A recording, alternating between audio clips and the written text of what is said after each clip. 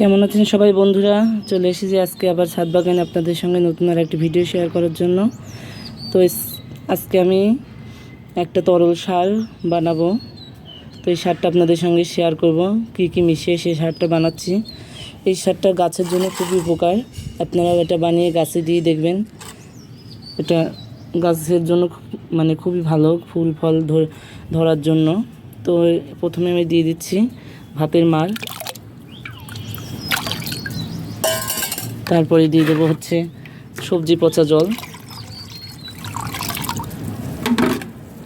এরপরে দেবো হচ্ছে সরিষার খোল ভেজানো জল। এই যে এই সারটা তৈরি হলো। তো এই সারটা গাছের জন্য খুবই উপকার।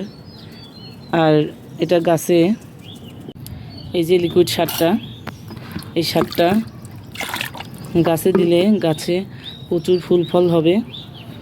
আপনারা এবার বানিয়ে দিয়ে দেখবেন, খুবই কাজ করে গাছের জন্য এটা। তো ভিডিওটা যদি ভালো লাগে তো সবাই লাইক শেয়ার কমেন্ট করে দেবেন। ধন্যবাদ সবাইকে।